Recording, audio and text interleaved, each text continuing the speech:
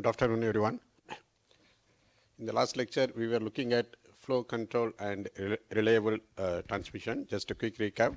So we first we looked at what is called this flow control, and of course later in the tutorial we looked at some problem which differentiates flow control and congestion control, and basically we looked at two kinds of flow control mechanisms. One is stop and wait. The other one is sliding window based flow control.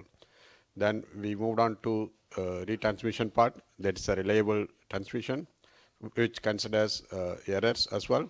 So we look at two basic approaches on ARQ, automatic repeat. Um, so we looked at ARQ, that is automatic repeat request, uh, which includes positive acknowledgement, error detection, the timeout, and also negative acknowledgement, etc. Negative acknowledgement is for uh, indicate there is an error, okay, and to ask the sender to retransmit it again.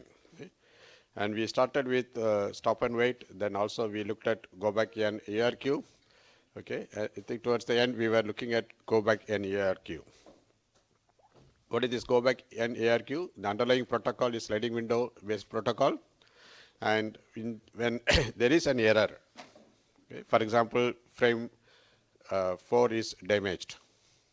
Okay, in that case or lost, let's say the receiver can send, okay, a message, negative acknowledgement, something like reject 4. So when the sender receives reject 4, it will go back to 4 and it will start retransmitting 4, starting from 4. Again it will retransmit 5, 6, etc. It might have transmitted 5 and 6, but still it has to start from 4. That's why it's called go back N. We have looked at few cases. I think we were somewhere here. We looked at the case of what is called lost frame, and also I think last frame we were here. Okay. So just to recall, so what does this mean? Let's say frame I is lost. For example, let's say I is equal to 4. Let's say frame 4, which is sent from one end to the other end. Let's say frame 4 is lost. That means it has received frame 3, then it receives frame number 5. Maybe you can look at this figure. For example, frame 3 is received, frame 4 is lost, then frame 5 is received. That means the receiver receives frame 3 and frame 5. It's out of order. That means receiver can infer that something is missing.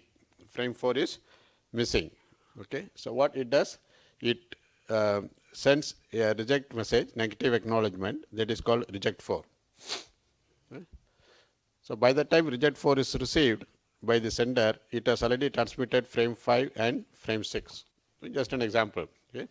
When this sender receives reject 4, it will go back to 4, meaning is that frame 4 is transmitted immediately.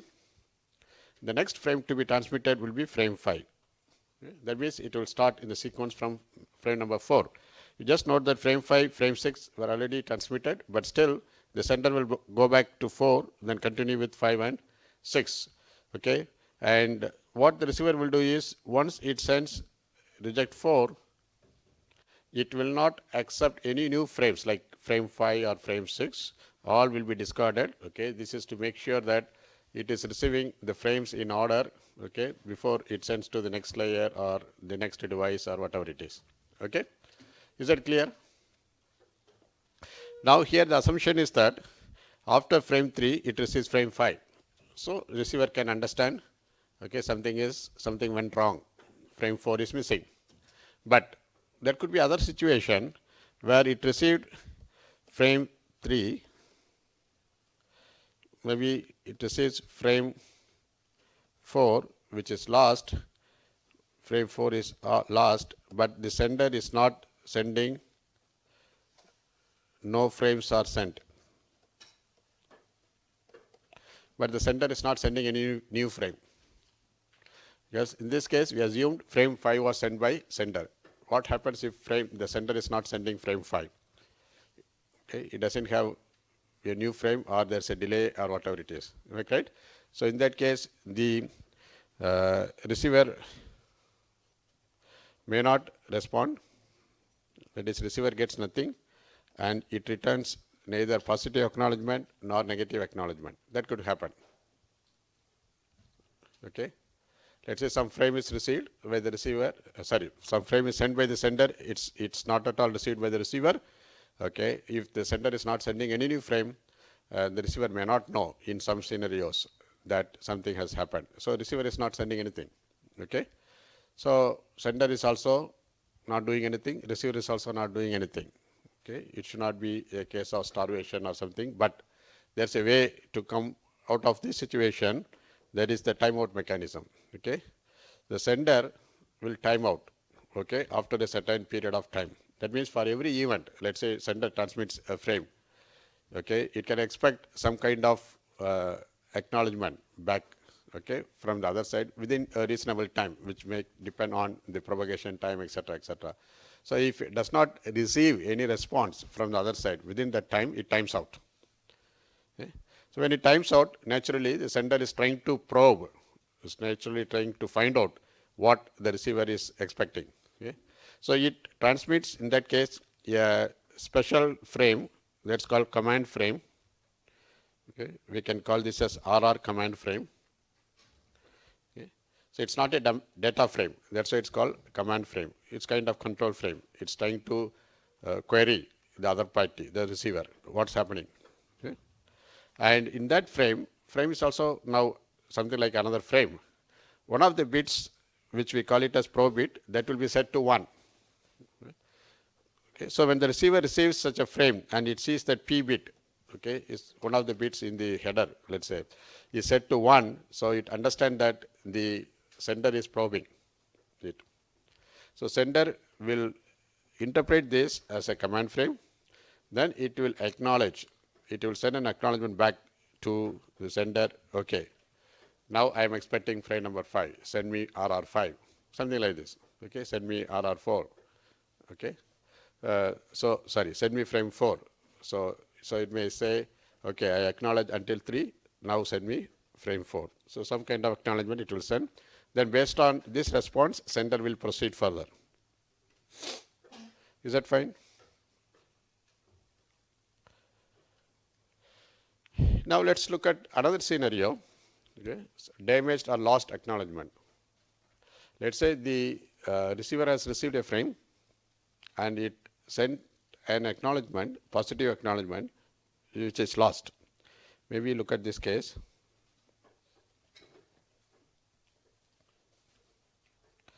So you can see that frame 6 is received here by the receiver, and the receiver sends a positive acknowledgement, let's say RR7. RR7 means what? Receiver ready to receive from frame 7. So it's acknowledging frame number 6 and earlier frames. Okay? But this frame is lost. Okay?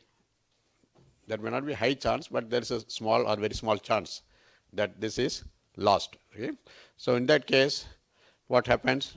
So it has sent frame 6, 7, 0. So according to the timeout interval, now this times out. At this time, sender times out. So sender transmits the RR command frame, RR, the P bit is set to 1. When it's received by the receiver, it responds with RR1. Why it responds with RR1? The last frame it received is frame number 0. Okay. So so in response to that, receiver can acknowledge RR1. That means receiver says, I received until frame number 0. Okay, I am ready to receive from frame 1 onwards. Okay. Is that clear? Similarly, there could be other situations. Now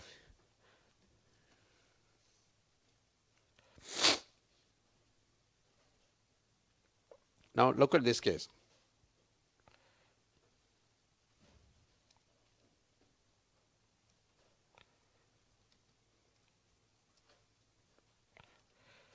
So this is one case, okay, this is lost and it times out. There may be another case, for example, It's an interesting case. Receiver gets frame I. Let's say receiver, okay, this is not shown in the figure. Let's say this receives F3 and it sends, let's say, RR3. Okay. Let's say this is lost. But the receiver does not know that it was lost. Okay. But it subsequently received frame number 4 and frame number 5. Now it can send RR6.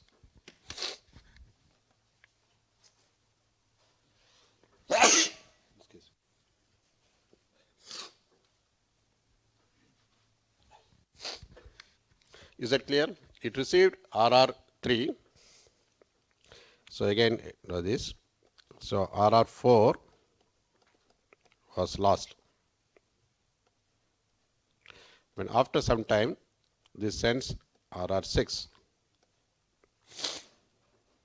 That means the receiver does not know that RR4 was lost, but it subsequently received some frame, let's say frame 5. Now it sends RR6. RR6 means what? It is ready to receive from frame 6.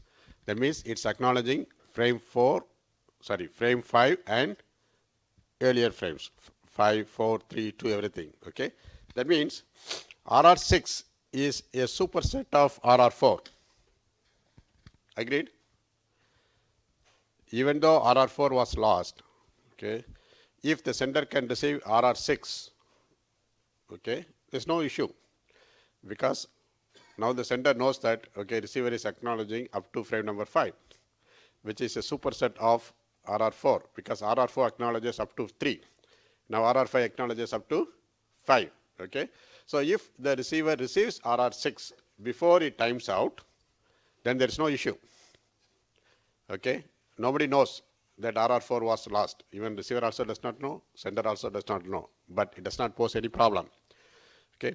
But if the sender times out before such RR6 is sent, or let's say the receiver is not sending RR6 or something, then we will end up with this kind of situation.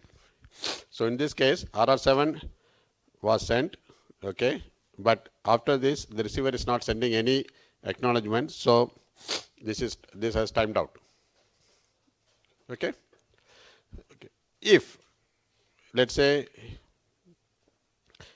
before the timeout, if it has sent new acknowledgement like RR0 or RR1, then it's not a problem.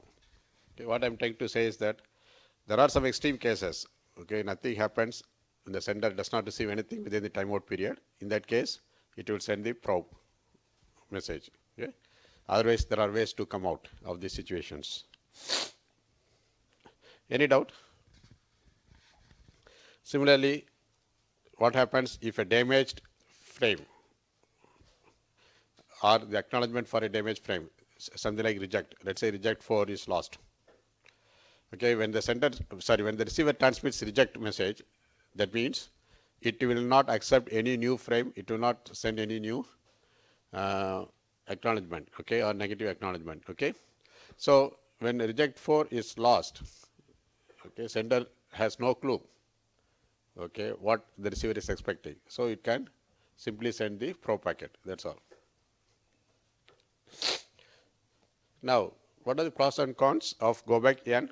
Go back N has better link utilization when compared to stop and wait, because it is based on sliding window. It doesn't wait for acknowledgement for every frame transmission, unlike the stop and wait. Okay. And in terms of implementation, okay, it's also basic programming and other things. Of course, this is more complex when compared to stop and wait, but this is less complex when compared to selective reject, which we are going to see now. There's another ARQ. Okay. And this protocol is a good choice when errors are rare. Okay. Why? Because in the event of error, okay, it may so happen that the sender is retransmitting not only the bad frame, but also some good frames. So that's why we say retransmission of error-free frames or good frames reduces link utilization. Am I correct? So look at this. It retransmits frame 4, but also retransmits frame 5 and 6. Frame 5, 6 were already transmitted. So it retransmits even good frames. That also uses some bandwidth. It needs some time to transmit. Am I right? So link utilization is poorer. But if the errors are rare, the error probability is very small, then such retransmission will also be, the chance for such retransmission will also be small. Okay. Any doubt? Now let's move on to the next ARQ, selective reject. We are not discussing in detail about this ARQ. Just I am trying to, I will highlight the key difference between go back N and selective reject. Okay, the key difference is only one thing. What is this? Look at this similar example. Frame 3 was received here. Frame 4 was lost. Then frame 5 is received here. So the receiver knows that frame 5 is received out of order compared to 3. So frame 4 is lost. Frame 4 is lost. So now the receiver sends S reject. S stands for selective. That's why it's called selective reject. It's selectively rejecting 4. Meaning is this. When selective reject 4 is received by the sender, it retransmits frame number 4. It does not go back to frame 4 and continue, but just selectively retransmits frame number 4. The next frame to be transmitted will be 7 because it has already transmitted 5 and 6. In go back N, the sender will transmit again 5 and 6. It will always try to follow the sequence. Okay, but now it selectively retransmits 4, then it jumps to 7 because 5 and 6 were already transmitted. Any doubt? So that's the only difference here. So that means on the receiver side, frames could be received out of order. Let's say 3, then 5, then 4, then 6, then 7. Okay, sorry. 3, then 5, 6, 4, then 7. So you can see that the frames are received out of order. Okay. So the receiver has to do something more to put them back in order. In the previous case, go back N, it will not accept any new frame until the bad frame is correctly received to make sure that everything is in order. Okay. Now it can receive any frame. So that means it has to do some extra job. It has to put them in order before they pass to the next layer or the next device or whatever it is. Is that fine? Any doubt? So in terms of link utilization, this gives better utilization compared to go back N. Why? Because it's not retransmitting any good frame. It is retransmitting only bad frames. Okay? But in terms of complexity of implementation or programming complexity or whatever it is, okay, this is slightly more complex than the previous one because it has to put everything in order. Okay. Any doubts so far? Now let's look at the performance of these protocols. Let's try to quantify, okay, the performance of, let's say, stop and wait or sliding window, okay, because it's obvious that, okay, stop and wait is doing poorer than the sliding window because for every frame transmission we need to wait. But can we show quantitatively, okay, how much it's poorer, okay, or can we derive some simple expressions, okay, to find what is the link utilization when we use stop and wait? What is the link utilization that can be achieved, okay, when we use sliding window? What would be the link utilization, okay, when there are errors? When there are no errors, what is the utilization? So these are all very simple expressions. Even you don't need to memorize. You can within seconds you can derive it, but it's not a difficult one, okay. But only thing is it may take some time to understand. Once you understand, you can easily derive. Okay. So again, for the test, it's a strictly closed book test. Okay. But for the final exam, okay, you can bring in so-called the help sheet. Okay. Only one help sheet is permitted. Okay. So if you want to note down some formula expressions, you can note it down. Okay. And okay, it could be helpful. Okay. Even though we have some slight variants, but still, okay, I believe the help sheet should be helpful to you. But not for the test. For the test, you should work out. There's no other way. Okay. So before we derive the expression for link utilization, okay, let's look at some notations and assumptions. Frame transmission time TF. Okay, some places we use TT and our transmission time, but here frame transmission time is a time to transmit one full frame is TF. Link propagation time is TP. The total time the link is engaged for one frame transmission is TT. Engaged in the sense, see for example, stop and wait. It transmits a frame, but it holds the frame for some time. It's not doing anything. Okay, so the total time held by the sender, okay, will be TT.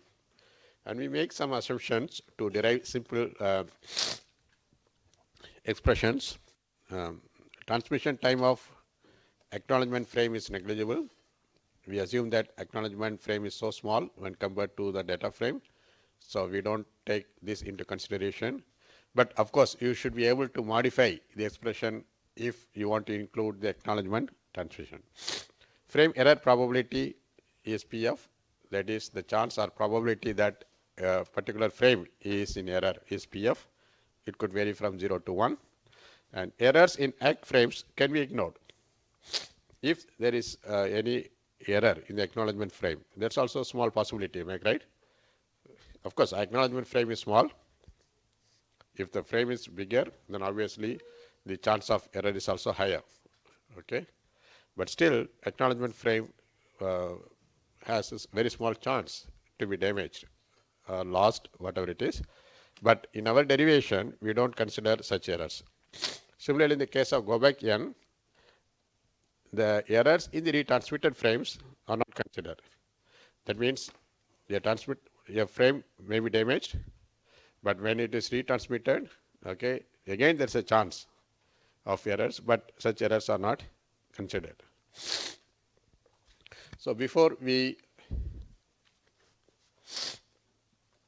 look at the derivations, we look at an interesting parameter A, okay, because we derive expressions in terms of the parameter A, small a, which is also easy to derive, which is easy to remember, etc.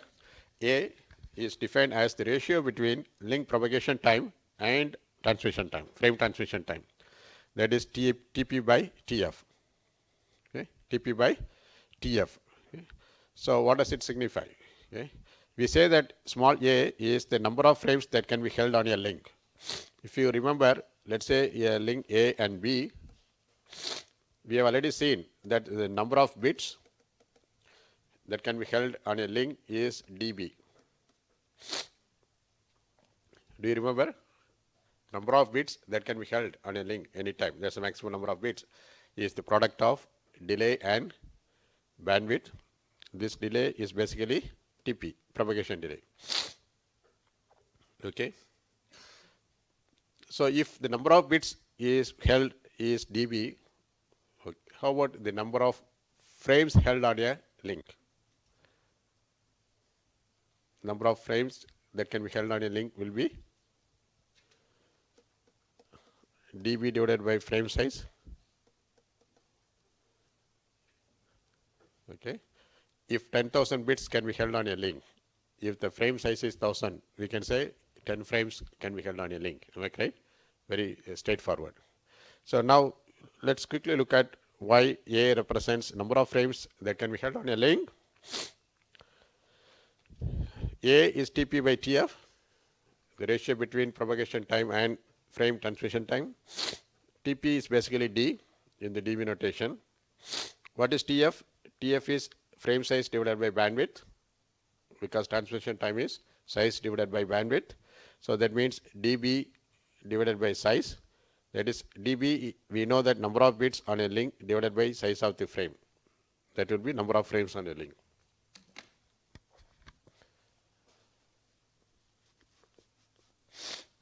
Is that clear? With this, I did not put explicitly in your notes. Of course, later when you watch, then you can note it down why A represents number of frames on a link. But it's quite straightforward. But this parameter A is very useful for us. We start with stop and wait. That's a very simple protocol, easy to analyze also. Okay. First, we look at the error-free case, PF equal to 0. Frame error probability is 0. Assume that there are no errors. That's what it means. Okay. So, easy way to derive expression for utilization is this. You draw a timeline diagram. Okay.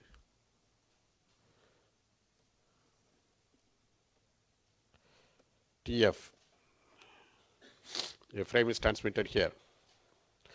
The last bit is transmitted at this time. This is the last bit transmission. Okay.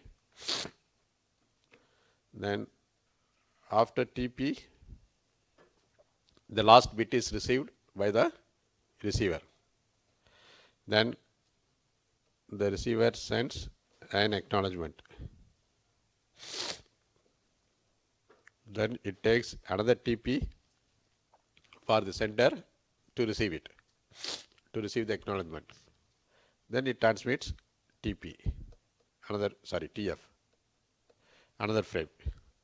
Then it waits for 2 TP, then TF, 2 TP, TF. This is how frame transmission takes place in stop and wait. Very simple. Sender transmits a frame, it takes TF time unit. Okay. When the transmission is complete, that means at time TF, the transmission is complete. That means last bit is transmitted. How long it has to wait before it transmits the next frame? The last bit should go to the other side, TP. Then the acknowledgement should come back, another TP. Assume that the acknowledgement transmission time is negligible. Okay. So after the frame transmission, it waits for TP time unit. Okay. Now it's very simple. U utilization is equal to, see, you can see that this repeats. Out of TF plus 2 TP time units, out of TF plus 2 TP time units, the useful frame transmission is TF.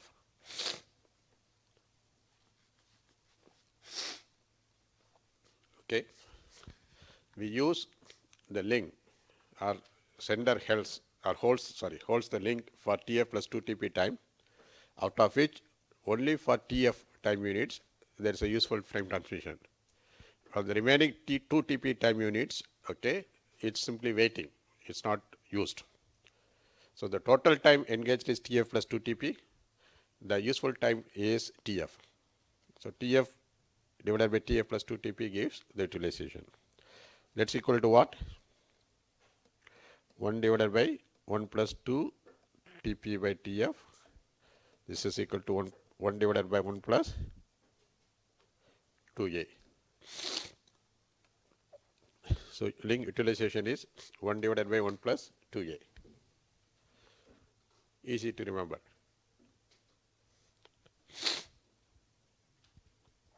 So when A increases, utilization decreases. When A will increase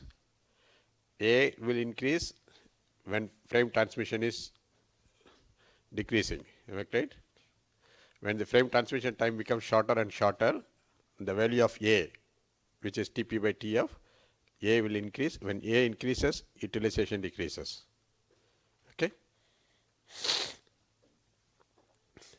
Any doubt? Now we are going to look at the case of errors. What happens if there's a chance of error? Let's say PF is greater than 0, which can be from 0 to 1. Okay. So that means instead of, you take one frame, okay, if there is an error, this frame may be transmitted once, or it may be transmitted twice, or it may be transmitted 3 times or 4 times depending on the error. Okay. Let's say first time it's transmitted, no error, that's all. It will not be retransmitted. If there is an error, it will be retransmitted. If there is another error, it will be retransmitted further. Okay. So how many times a frame will be transmitted. Sometimes frame will be transmitted only once if there is no error. It may be transmitted 2 times. The same frame may be transmitted 2 times, maybe with less chance. Okay, but there is a chance. Okay, there is a chance or probability that a frame may be transmitted 3 times or 4 times. Okay, on an average, how many times a frame will be transmitted? If there is no error, every frame will be transmitted only once. But if there is an error, it may be transmitted more than once. But what's the average? Let's say frame 0 is transmitted once, frame 1 is transmitted once, frame 2 is also transmitted once, but frame 3 is transmitted 2 times. Frame 4, 5, 6, 7, 8, they are all transmitted once. Frame 8 transmitted 3 times. Why? Because transmitted, error, transmitted, another error, one more time, transmitted. Okay?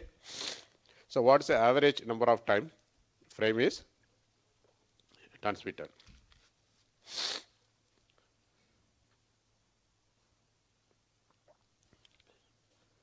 Okay? So let's look at an example. I mean, you might have studied in school. It's a basic probability. Okay. Let you again take the example of toss the coin. You are interested to get head. On an average, how many times you need to toss the coin to get a head? The probability is 0.5. Am I correct? Let's say I ask everybody to toss, okay, to get the head. Am I correct? Maybe for this student, he got head the first instance itself. But for some student, okay, he get only second time.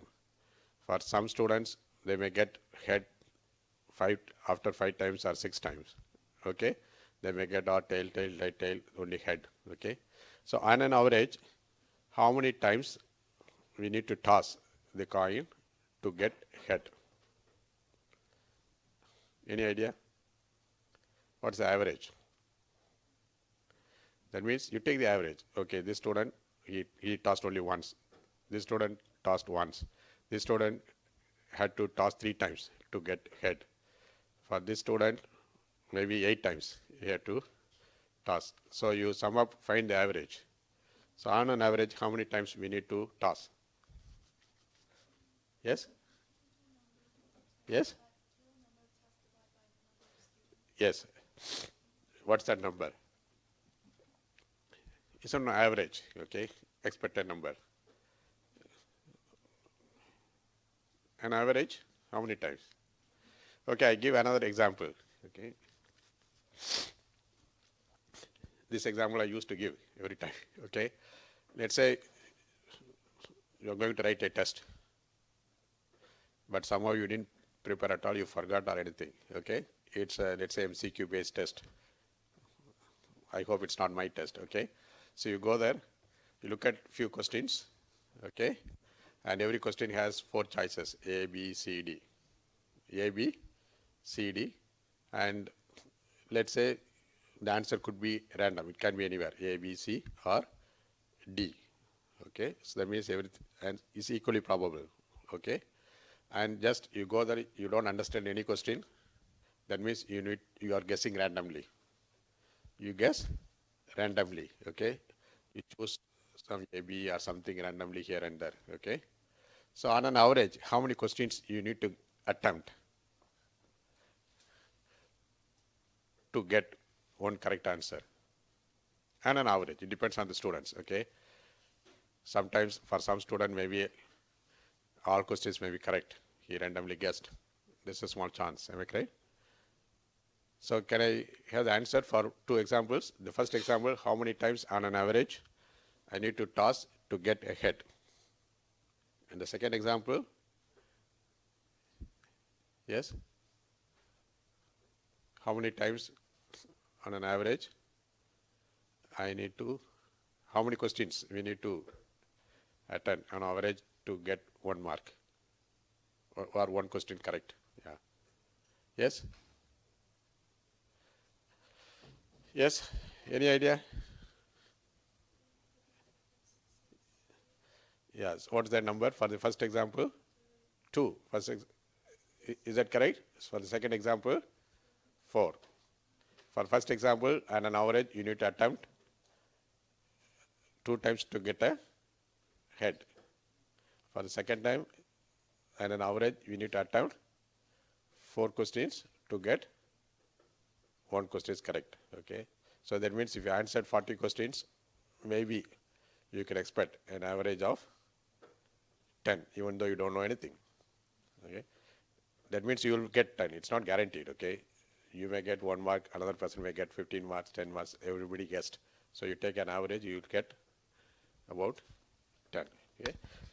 So in short, if NR is the expected number of times a frame is transmitted, including the retransmissions, okay, then it will be 1 divided by success probability. PF is the failure probability, so 1 minus PF is the success probability. Okay. So that means the formula we need to change. U will be TF plus 2TP. This is the case if, okay, a frame is transmitted only once. If a frame is transmitted more than once, let's say NR number of times, okay, this will become NR times TF plus 2TP. Let's say if the frame is transmitted 2 times, then it will become 2 multiplied by TF plus 2TP.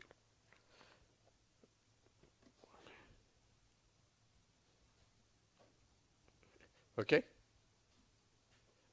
Any doubt? So you substitute this here. NR is 1 divided by the success probability. So U is equal to P success divided by 1 plus 2A. P success is 1 minus PF. Again, easy to remember. If there are no errors, the utilization is 1 divided by 1 plus 2A. If there are errors, the utilization is success probability divided by 1 plus 2A. That's all. Any doubt? Now let's move on to the sliding window. We are not looking at the go back N, which is much more complex. If any test question is there, I will give you the formula. Don't worry about the derivation. So we look at the selective reject, okay, where a damaged frame is retransmitted only. Only the damaged frame is retransmitted, but good frames are not retransmitted. Okay. Let's consider the case when there are no errors. That means error-free communication. Okay. So very simple derivation here also. Again, you draw the timeline. So in this case, okay, so sender is permitted to transmit up to W frames without waiting for an acknowledgement. So how much time it takes to transmit W frames? WTF. WTF is the time required to transmit W frames. Am I right? So the transmitter will wait, or the sender will wait only in one case, when it has transmitted all W frames, but it has not yet received the acknowledgement. Let's say it receives the acknowledgement here. It receives acknowledgement here. That means during this period, it is a waiting time. Okay? Is that fine? So, what is this time?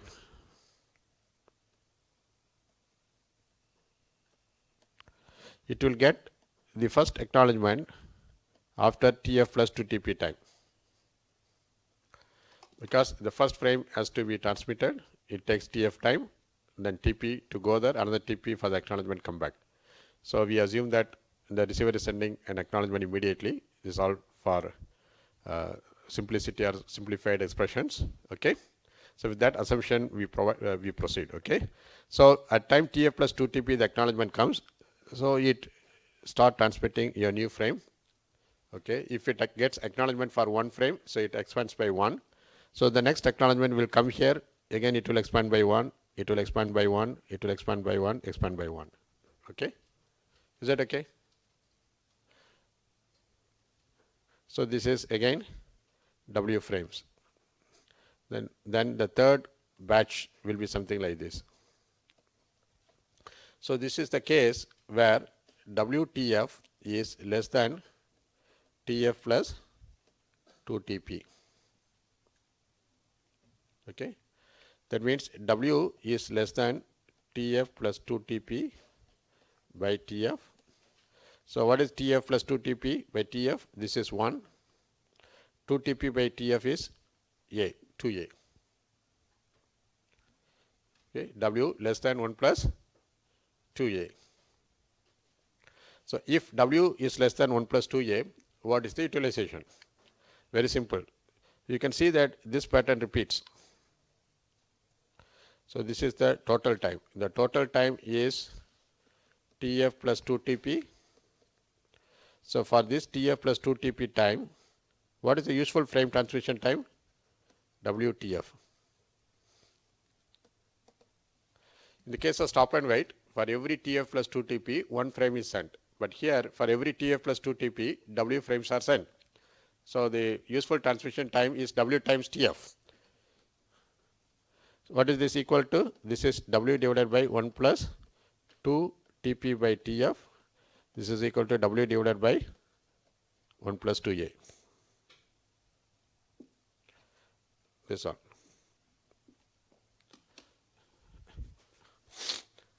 Is that clear? Now look at the other case. Here we assume that the first acknowledgement comes here. That is TF plus 2 TP is greater than WTF. But in some cases, okay, it may so happen that WTF is greater than or equal to TF plus 2 TP. Maybe let's say the propagation time is short.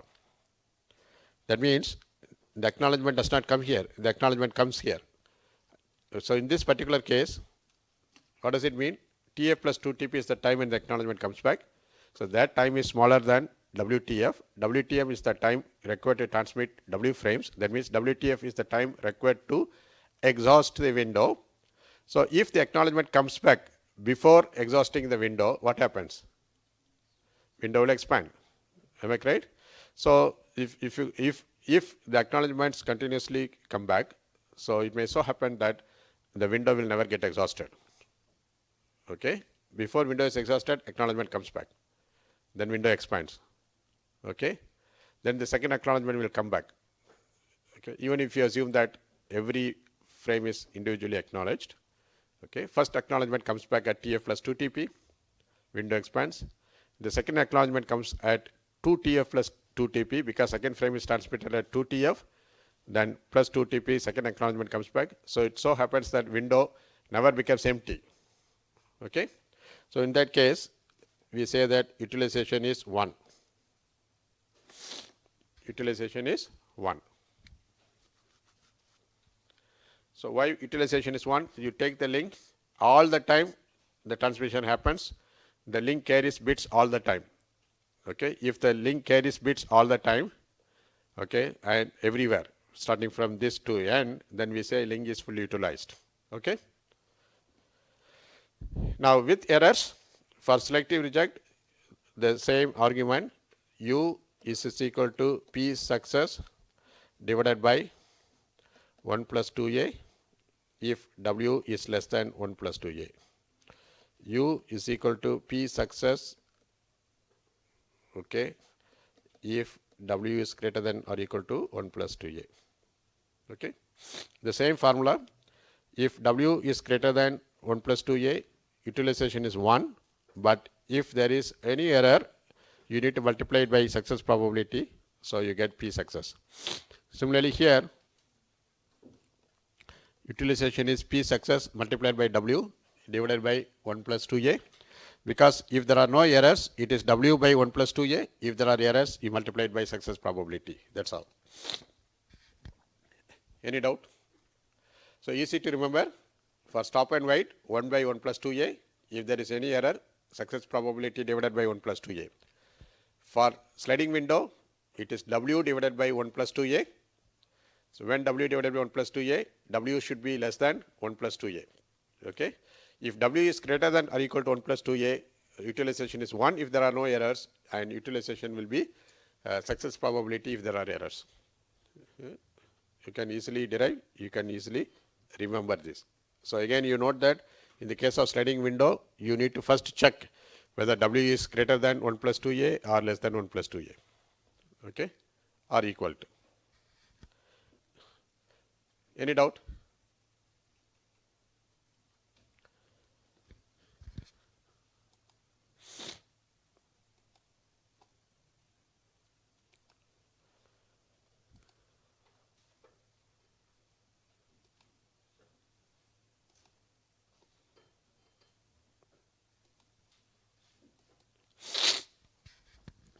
Let's move on to the next topic. So we are looking at the LAN technology, particularly Ethernet LAN. So we look at the traditional LAN as well as the switch-based LAN and the switched network based on the Ethernet switches. In particular case is the extended LAN, where you can have multiple local area networks connected by one or more switches. Okay, that's we call it as extended LAN. We start with the MAC. So we are going to look at MAC. MAC stands for Medium Access Control. I think briefly we discussed this as part of lecture notes 1 and also 2. So what is this MAC? Okay, in the case of broadcast LAN, that means in the case of a local area network where the medium is broadcast. So let's say this is the broadcast medium. Okay, and is an example of the Ethernet bus or Ethernet broadcast LAN, wherein there is a Ethernet cable, let's say coaxial cable, which we call it as shared bus. Okay, let's say it's a 10 Mbps cable to which many computers are connected. So you can imagine that there's a cable running around the wall, the lab or some room. So you go and connect your system to the various sockets.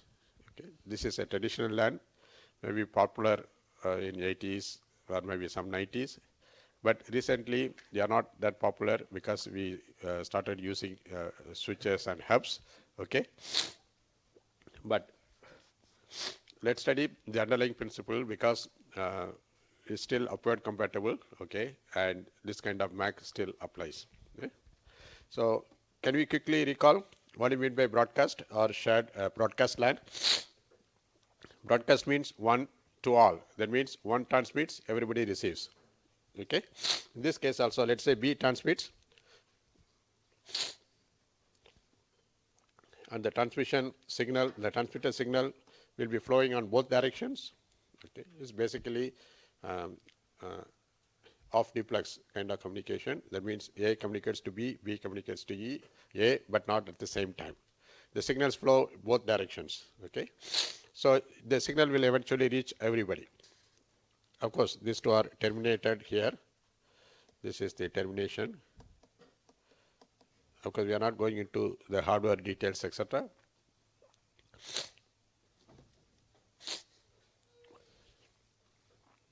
But the problem here is that if more than one try to transmit at the same time, okay, because it's a shared medium, there's a possibility of collision. Let's say B also transmits, let's say C also tries to transmit, so this signal also will be traveling something like this. Okay, then there is a possibility of collision. So we need to have some technique to have control on the medium. That is called MAC, medium access control. How? The shared medium, okay, is shared between multiple users. That's what it says. Okay? The traditional or the basic Ethernet standard is 802.3. Of course, IETF sets some standards, IEEE 802.3. We are not going into all these standards, but what we need to know is what kind of MAC is used here. What is the key principle of the MAC used? There were other LANs like Token Ring, 802.5, not popular now. Similarly, there was Token Bus 802.4, that's also not popularly used now. But wireless, if you consider wireless LAN, it's also a broadcast LAN, 802.11, popular now. So this wireless LAN we will look at next week. Okay, that's going to be the last lecture. Okay, but here now we look at only Ethernet. Okay.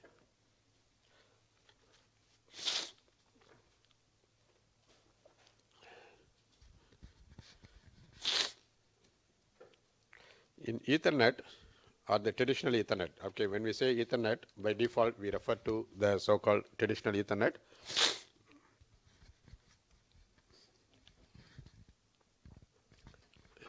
So in this case, the length can be maximum 2.5 kilometers.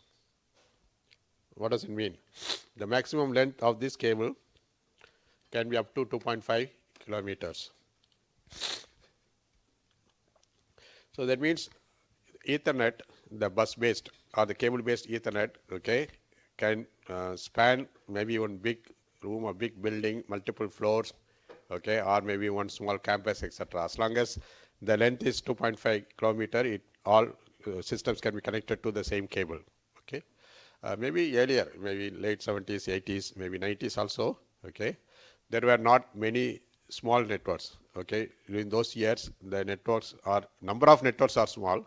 Okay, not like now every day we have, sorry, every one of us we have network in the home. Okay, all small offices, networks is everywhere nowadays. Am I correct?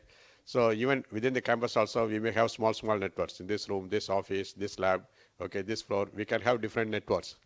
Okay, many small networks are connected nowadays. That means we have large number of small networks now. But earlier there were small number of big networks, large networks. Okay, so those years the networks were only in big research labs or big universities kind of things.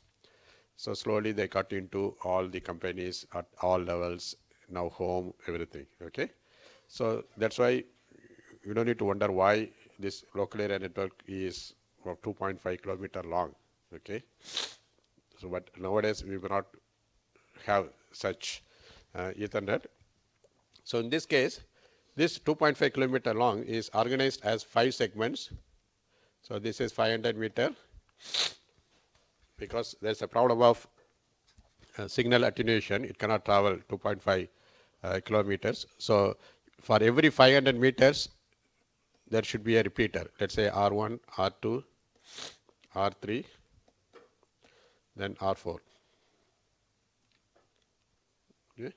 So there should be 4 repeaters which are located at every 500 meters. So there are 5 segments. The maximum length is 2.5 kilometer. Okay. Later, twisted pair copper based hub and switch were evolved. We will look at it later. So they are shorter when compared to this traditional bus. There are many standards of Ethernet, okay, which can be classified based on the distance supported, what's the data rate or bandwidth, etc. I list here a few Ethernet. So the table is very small. Okay, there are many other different types of Ethernet. So though you don't need to memorize certain things, you should know what it represents. Okay, for example, the first traditional Ethernets are based on 10 Mbps. Okay, so these are the naming conventions: 10 base 5.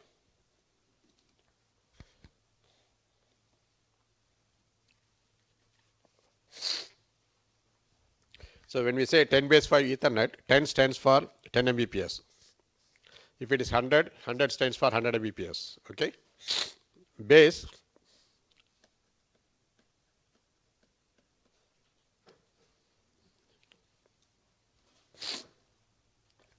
stands for baseband signaling. What is baseband signaling?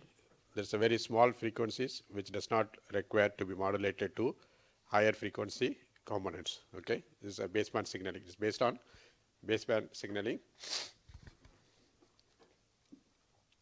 This 5 stands for 500 meters. That means the line segment can be up to 500 meters, not more than that. We need a repeater after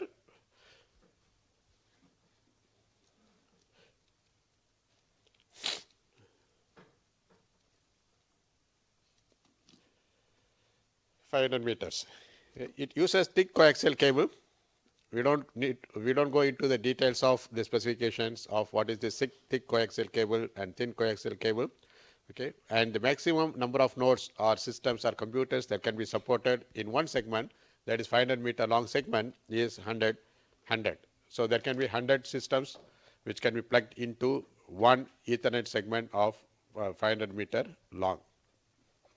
There's a standard 10 base 2. 10 again stands for 10 Mbps.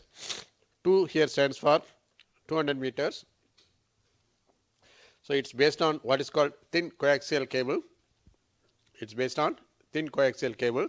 Again, we are not going into the details of the specifications, but this is obviously cheaper than this. Maybe for a small lab or room, we can go for 10 base 2, okay, if it is within 200 meters long, and up to 30 computers can be connected to this.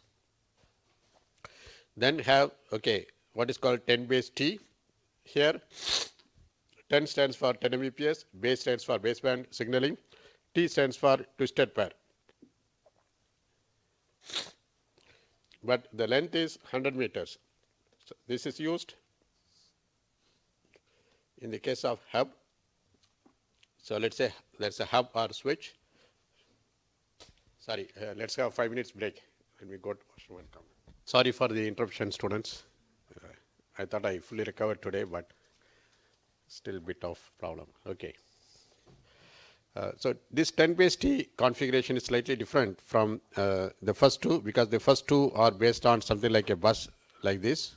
Okay, it's a linear bus kind of things. So here it's based on hub, or could be a switch where you have, let's say, hub or switch, you have multiple ports to which directly the systems can be connected. This we call it as star connectivity. Earlier it was like a bus, one single cable runs around, but now here someplace you have a switch or the bus to which all the systems are connected directly. And this connectivity is could be based on what is called twisted pair copper wire. This is something like the telephone based or telephone cable kind of things, or the small LAN cable which we usually use to connect. But the maximum segment length is only 100 meters. Why it is 100 meters? Because it's not like a linear bus where the distance could be long, but here the distance between any two systems would be distance between the computer and the switch or hub plus the size of the hub or switch, which is small, okay, and the size of this, okay. This is something like you have a hub or switch here, you connect many systems directly to there. That means the length will be shorter, the length between any two hosts, when compared to the case where you have a linear bus or the cable where one system is connected here, the other system is connected at the other end of the cable, okay. We have 10 base F. F stands for fiber. Again, base is baseband, 10 is 10 Mbps. Later it could be, you note that later it can be 10 or 100 or 1000. The segment length could be 2 kilometer long. Of course, later there are new technologies which could allow more than that based on the fiber technologies. Again, as I said before, we look at only a subset of the standards. Now let's see how the Ethernet frame looks like. Okay. Ethernet uses what is called Manchester encoding. Of course, we have not studied encoding, but you quickly recall encoding means how a bit is mapped to a signal. Because when you say a bit is transmitted, how 1 is transmitted, how 0 is transmitted. That is called encoding here. According to this standard, Manchester encoding, in order to transmit a 1, we need to transmit two signals, high followed by low. If you want to transmit a 0, the adapter will transmit first low signal, then high signal. Okay. So to transmit 1, it has to transmit two signals, high signal followed by low signal. The order is different. To transmit 0, first it transmits a low signal, then followed by a high signal. So low to high is 0, high to low is 1.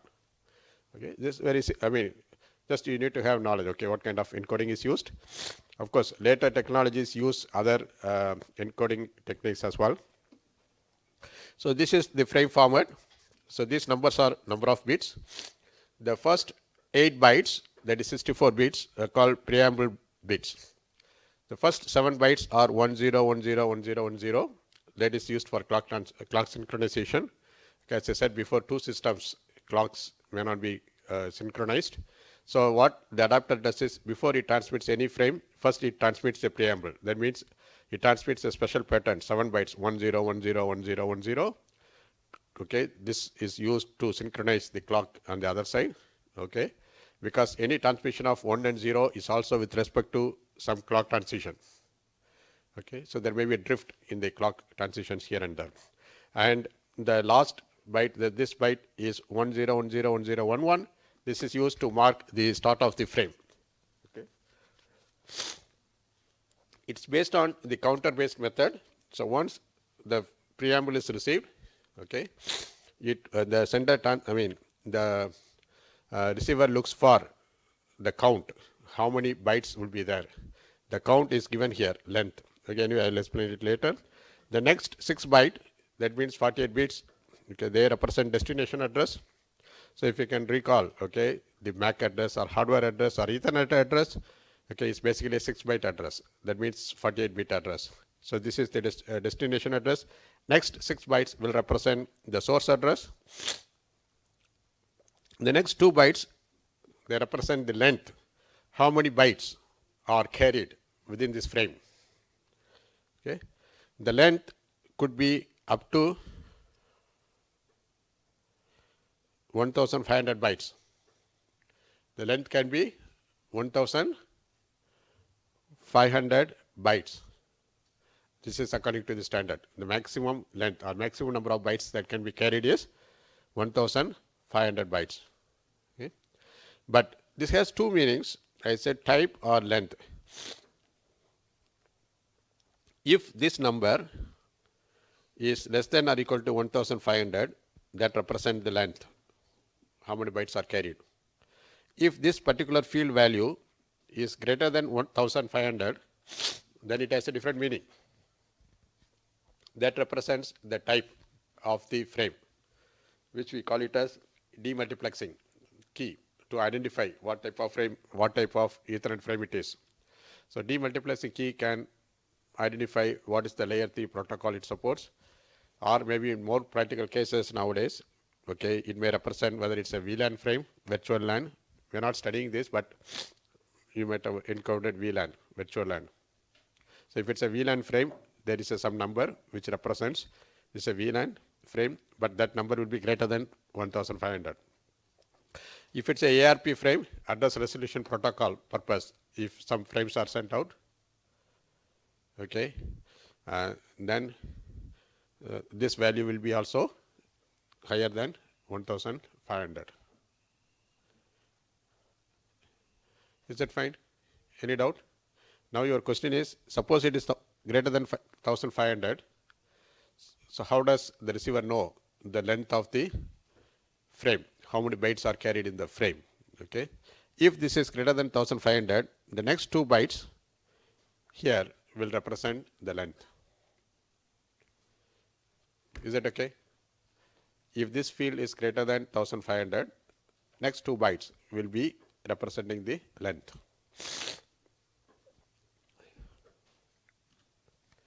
So, Ethernet addressing, we already looked at briefly about this. Ethernet addresses are uniquely worldwide. That means worldwide they are unique.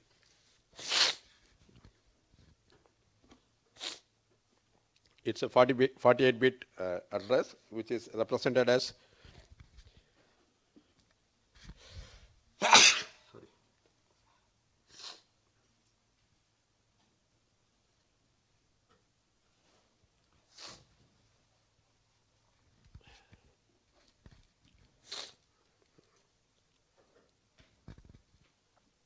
this is a 6-byte address, byte 1, byte 2, byte 3, etc. There is a special address called broadcast address. The broadcast address is all ones.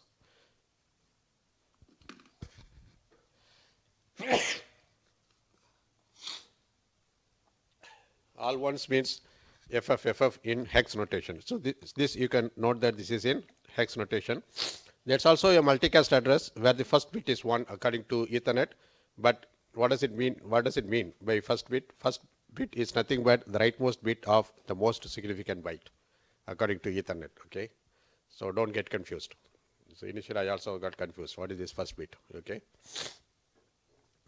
And what does Ethernet adapter does? Ethernet adapter or network interface card, which is inside our device. Okay. Whenever a frame is received, it looks into the hardware address or MAC address or Ethernet address. Okay. Every adapter knows its own address. So if the frame's destination address, okay, is the same as the MAC address of its own, then it will receive and accept. Accept means it will pass it further for further processing. Okay.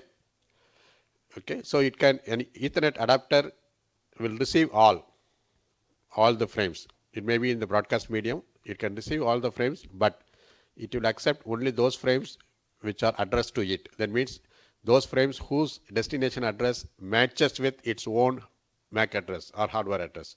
Is that fine? Similarly, if the frame received carries broadcast address, that is in the destination field, if the broadcast address appears here, all ones means FFFFF, etc. Okay. So in that case also it will accept it because broadcast means it's meant to everybody. Okay. It can also accept those frames which carry multicast address. So multicast, okay, if it's a part of the multicast group and that multicast address is carried as part of the frame, then it can be accepted. Okay. In only one circumstance, okay, in only one scenario, it will accept all the frames, okay, when the adapter operates in what is called promiscuous mode. Okay, this means that irrespective of the frame address, it can accept all the frames. Okay, an example is Ethernet switch, because Ethernet switch receives all the frames, put in the buffer, then decide, okay, whether to forward to other port, which port it should forward, etc. Okay, other than the Ethernet switch, our normal systems, computers or whatever it is, they accept only those frames which are addressed to us or broadcast address. Okay. Now we are ready to look at what is called the MAC. The MAC or medium access control used in Ethernet, okay, follows what is called CSMA CD. It's a very interesting technique. So now we look at one by one. What is this CS? What is this MA? What is this CD? Okay. Then we see the exact protocol. Okay. So you recall that in Ethernet, everybody, okay, if you recall the first lecture I mentioned about this, in Ethernet, though the broadcast medium is shared by all, each host can transmit independent of others. There is no coordination among the hosts for transmitting frames. If a host finds that the cable is free, link is free, it can transmit. But what happens, okay, if somebody just checks the cable, no transmission is going on, okay, maybe another host at the other side of the cable may also check the cable is free, so they may end up with transmitting at the same time. Okay, when the signal propagates here, the other signal also propagates, and there will be a collision. There is a possibility of collision. Why there is a collision? Because there is no coordination. There is no protocol which coordinates. Okay, you transmit it now, you transmit it next. There is no such mechanism in place. So the Ethernet should decide, okay, when to transmit a frame, how long it can transmit, okay, or how many frames it can transmit. Okay. In other words, maybe in the case of collisions, if it experiences collision, okay, what it should do. This all constitutes the MAC. Okay. So now we are ready for this MAC. What is this CSMA CD? CSMA stands for Carrier Sense Multiple Access. CD stands for Collision Detection. Okay. Carrier sense, of course, the meaning of multiple access is clear. That means it's a broadcast medium, okay, so which is accessed by more than one host. That is multiple access. CS stands for carrier sense. Okay. That means a host senses the link, and it can distinguish if the link is idle or busy. That means an adapter can always, here, look at this. So this adapter can see if there is any transmission around this region. So this adapter can always sense the transmission here. This can sense transmission here. Of course, this adapter cannot sense the transmission that's happening here. Unless the signal propagates and comes close to this, okay, it cannot sense, okay. So there is a mechanism. So basically, the mechanism lets the transmitting host to listen to what it has been transmitting, okay, and it can see whether there is any transmission going on. Similarly, it can also see whether there is a collision or not. Okay, let's say a host is transmitting signal, assuming that nobody else is transmitting, but it may so happen that somebody else also start a transmission, so there will be a collision. Okay, so when the signal propagate here closer to this particular host, okay, it can detect collision. How it detects collision? Because at the time of collision, very simple, okay, the signal strength shoots up. So it's transmitting at certain strength, okay, a signal strength or power. It can also listen to it. If multiple transmission takes place at the same time close to this, okay, it shoots up, so it can detect there is a collision. Note that it's just very simple mechanism, okay, it's not getting any special frame or anything, okay. So once it knows that there is a collision, it should stop its transmission, because there is no point in continuing its transmission, am I right? So it should do something more. What it should do?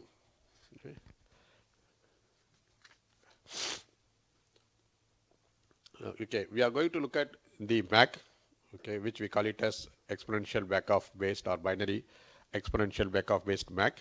So before that, let's also look at what is called persistent CSMA. We say that Ethernet uses one persistent CSMA. What does it mean? Very simple. Let's say a host is ready to transmit a frame. Ready, and the link is also free.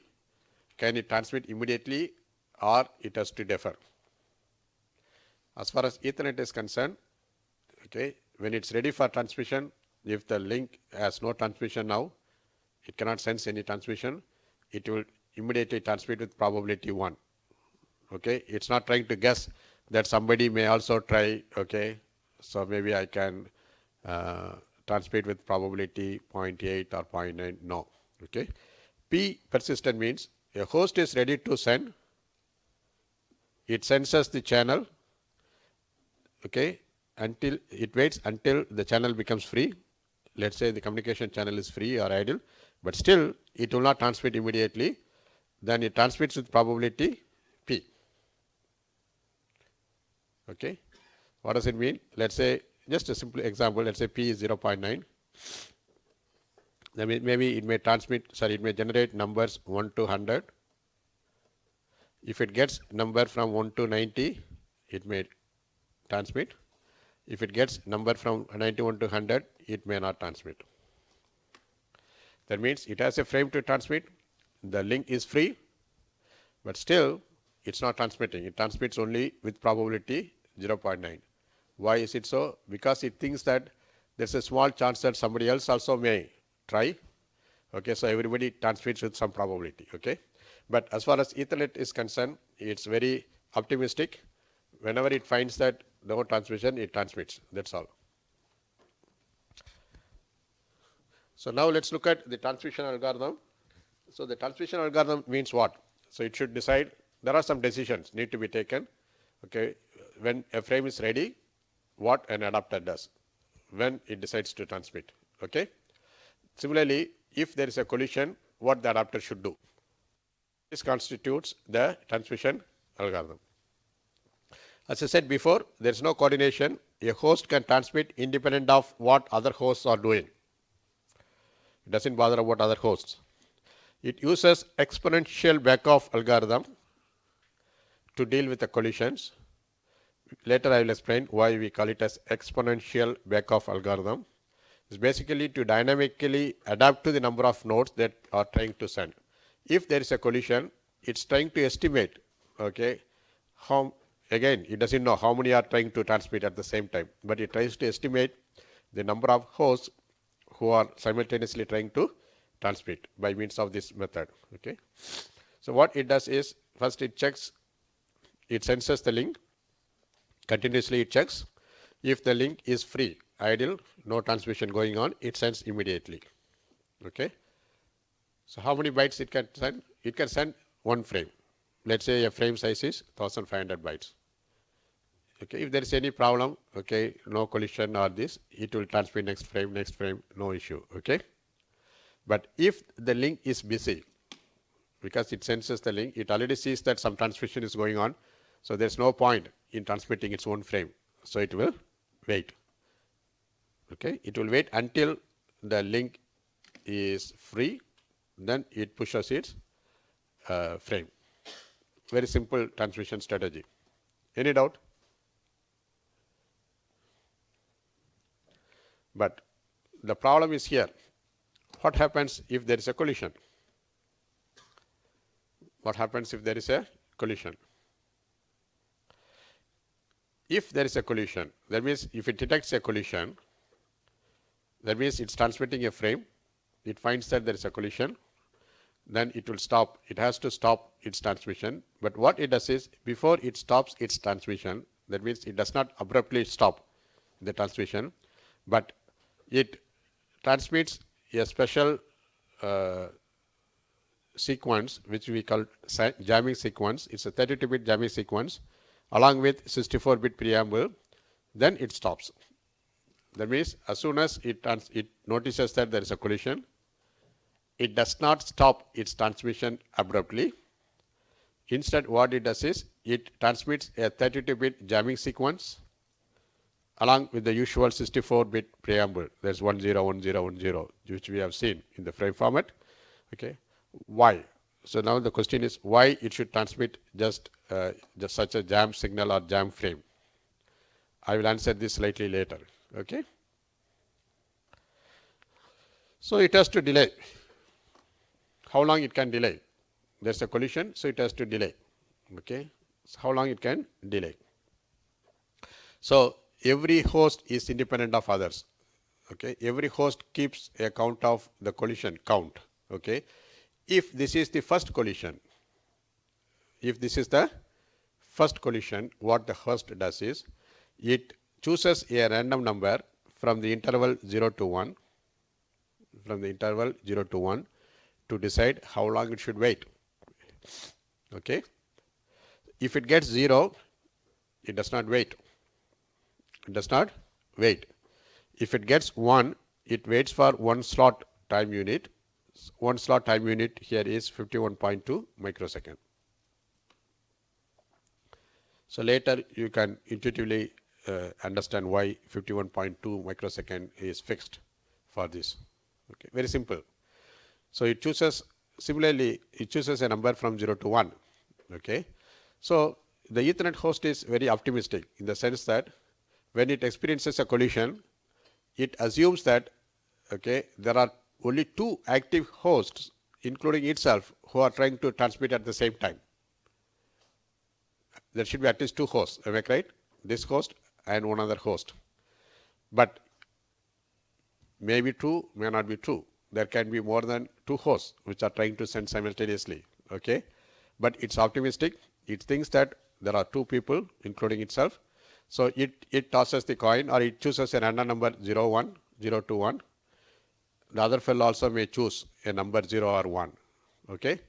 So if this host gets 0, the other one gets 1, there's no problem.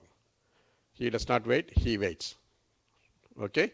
So within that 51.2 microsecond waiting time, okay, whatever he transmits could reach the other side. He will understand that something is going on. Okay. But similarly, if this host gets 1, the other host gets 0, there's no problem.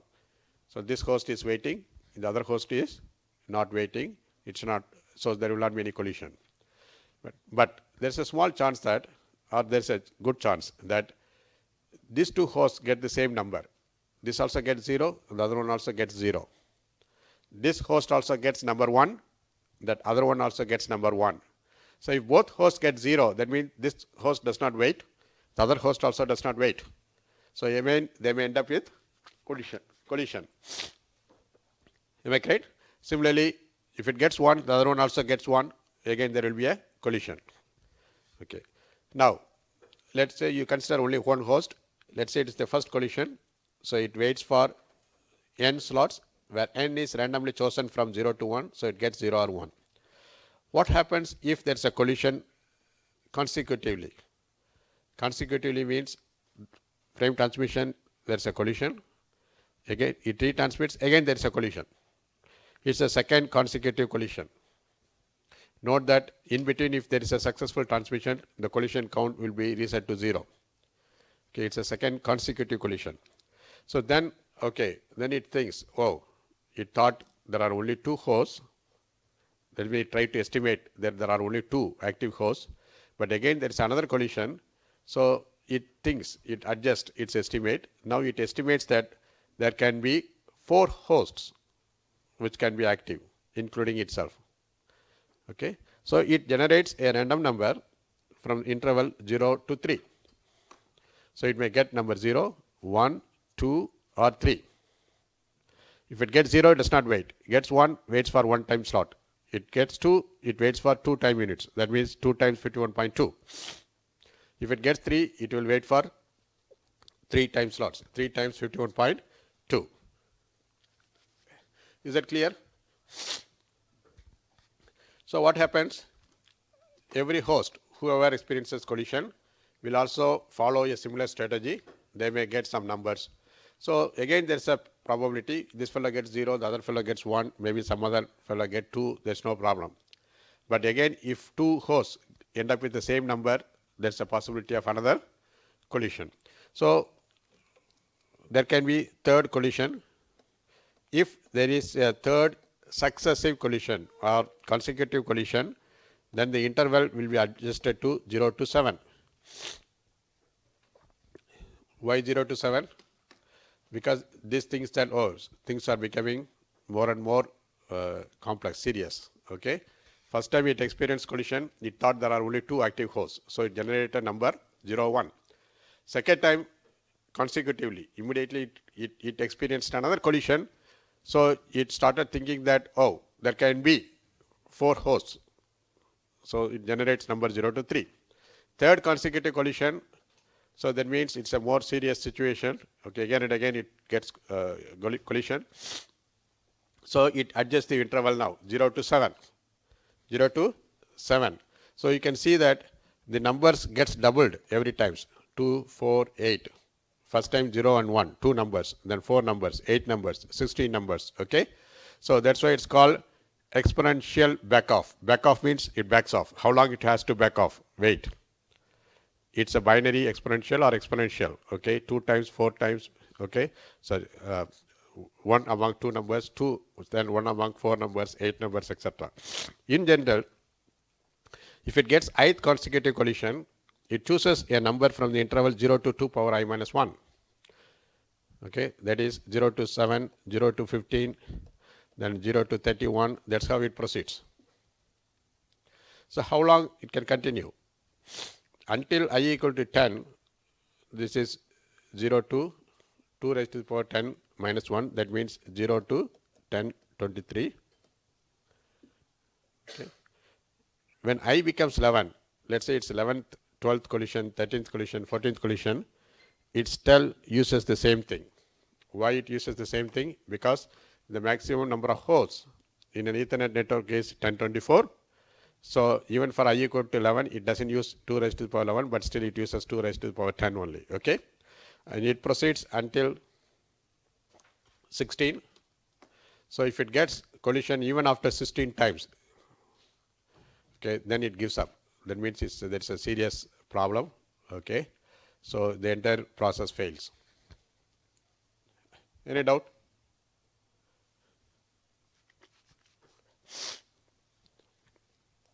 Note that, let's say it has a collision, first collision, next collision, yes, second collision. Let's say next transmission is successful, then collision count will be 0. Collision count will be 0. Then it will start again from 1. Okay, that's why I use the term consecutive or successive collision. That means you take any time snapshot, the collision count for this host may be 1, but the collision count for another host can be 3. Okay, the collision count for different hosts need not be the same because it's with respect to their own transmissions. Okay.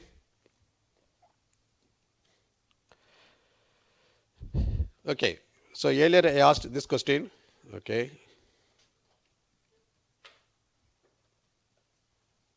when there is a collision, it transmits 32-bit sequence, okay, before stopping its transmission. Why there should be a jamming sequence?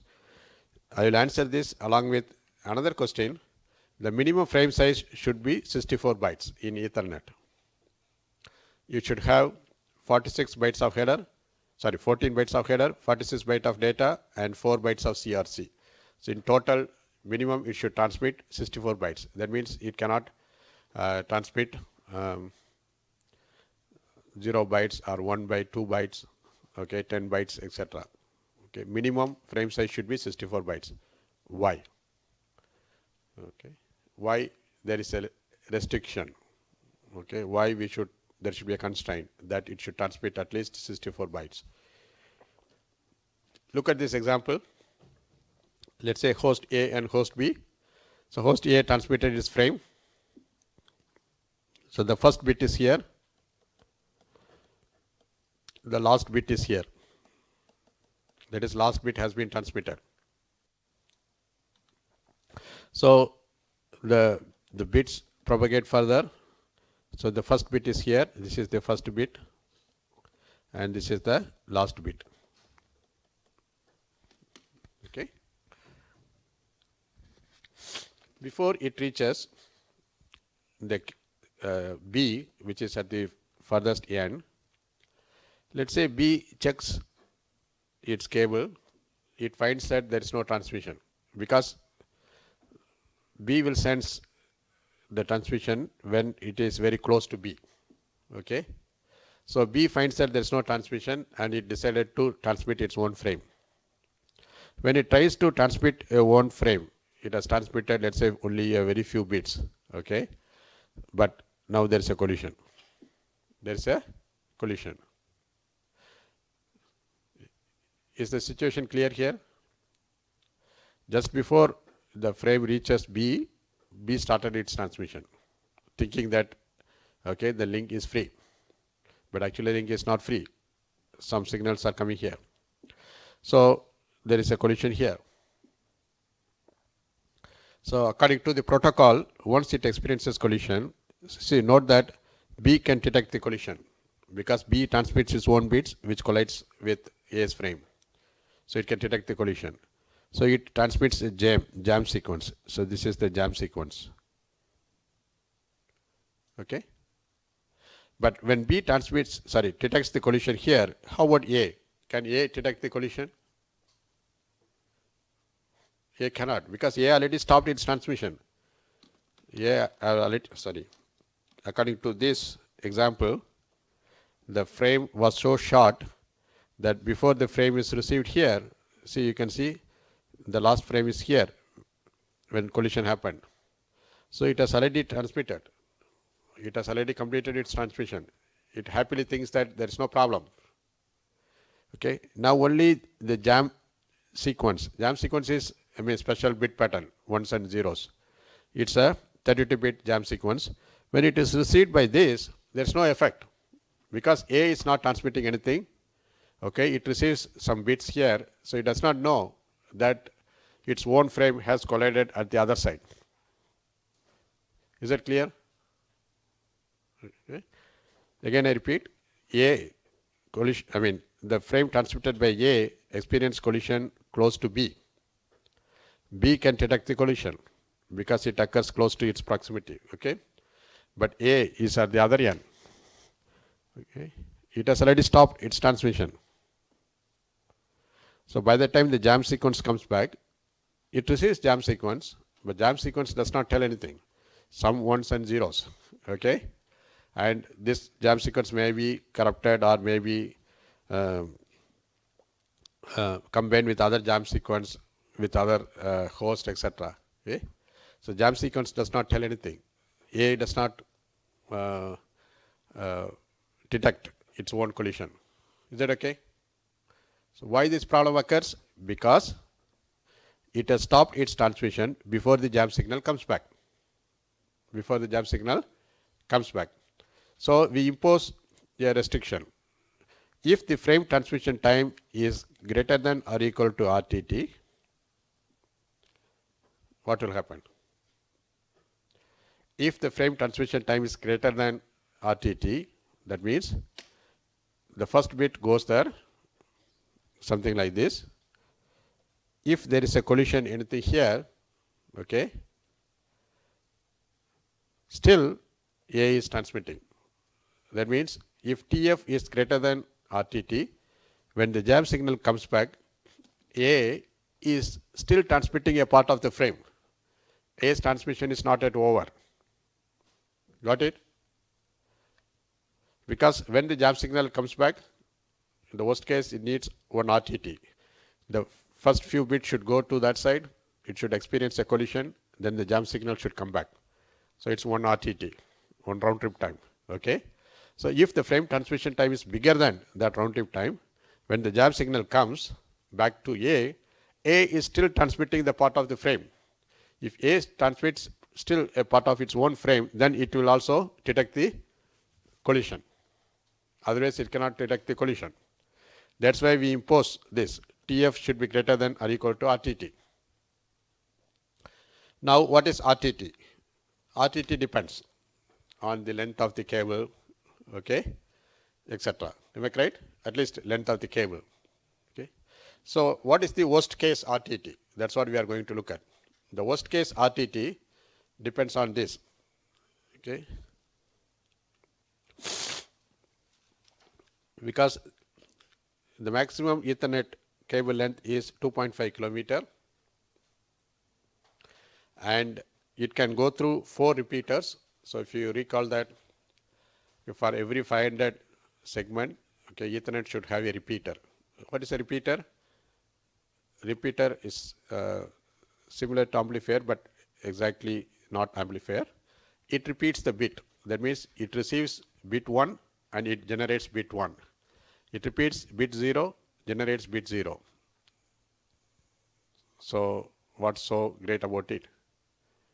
Because when bit 1 traverses, okay, it will become poor. It's a poor 1.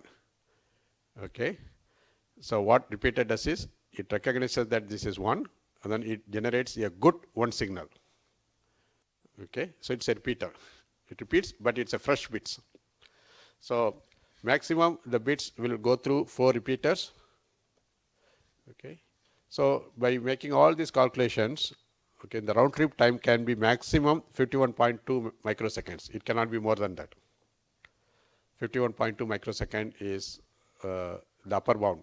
Okay, it can never exceed that in an Ethernet, single Ethernet network. Okay, so in that case, TF should be greater than or equal to 51.2 microsecond. So what is TF? Frame size divided by bandwidth is 51.2 microsecond. So assume that is a traditional Ethernet 10 Mbps. So size equal to 51.2 multiplied by 10. So we assume that bandwidth is equal to 10 Mbps. That was the basic traditional Ethernet 10 base 5, 10 base 2. Okay. So the bandwidth is 10 Mbps. Then size will be 51.2 multiplied by 10. This is equal to 512. This is equal to 64 bytes. Okay. That's how we got this number. Every frame should have minimum 64 bytes. Okay. That is 46 bytes plus other header bytes, etc. Okay. If it is less than this, then it has to be padded with some dummy bytes. That's what it means. Is it clear? Now the question could be like this. What happens if the bandwidth is 100 Mbps? If the bandwidth is 100 Mbps, you have to multiply it by with 100, you will get 640 bytes. Am I right? The minimum is 640 bytes, but which is not desirable. We cannot impose that a frame size should be minimum 640 bytes. Okay. So later in tutorial, we look at the case that even if the bandwidth is 100 Mbps, still Ethernet manages with 64 byte minimum, not 640 bytes. How? That we look at in the tutorial. Okay. Any doubt why we get this 51.2 microsecond? Okay, because earlier also we have seen that the time slot size is 51.2 microseconds. Okay, that means if Ethernet in the exponential backoff, if it gets number 1, it waits for 1 slot. That means 51.2 microsecond. So within 51.2 microsecond, if there is any transmission, it will come to know about this, because this is the longest RTT, longest possible RTT. Okay. So now let's answer the other question. Why there should be a jamming sequence? So here, B has detected the collision. Why it should transmit a jam sequence? Okay, or I put the question other way. If jam sequence is not transmitted, what will happen? Okay, let's consider the extreme case. That means A is on one extreme end, B is on the other end after 2.5 kilometer. Okay, so if B has seen the collision, let's say B has transmitted only one few bits, 1 bit, 2 bits, or 5 bits, or something, not too many bits. Okay, if it has stopped its transmission immediately without transmitting jam signal, what happens? Let's say it has transmitted only 5 bits, but it can detect the collision, it stopped. Okay, the question is whether that 5 bits or 2 bits, whether okay, it can drive sufficient signal for A to detect the collision. Because A can detect the collision only when sufficient number of bits arrive here so that it can collide. Is that okay? So this is something like, okay, bit transmission, something like, let's say we are throwing the stone. Okay, A is throwing a stone on the other side, B is throwing the stone on this side. Okay, B has to throw some stone so that when A is throwing the stone and stone, they can collide and we can hear the sound. Okay, if B is not sending anything, but there was a collision here, then the signal strength is not good enough for A to detect the collision, because A is transmitting its own bits. It wants some bits from that side close to A to make the collision. So that is stated here. If host B terminates its transmission after sending only a very few bits without the jam sequence, host A may not receive sufficient energy to detect collision. Okay, it's transmitting its bit. From the other side, if it does not get any bits, it cannot detect the collision. That's why it's artificially it is sending a 32-bit jamming sequence. Any doubt? Okay, let me stop here. Sorry, I've taken few minutes extra. So we'll meet in the next class. Maybe this Wednesday I will complete this lecture. So next week we will have last lecture and the last tutorial.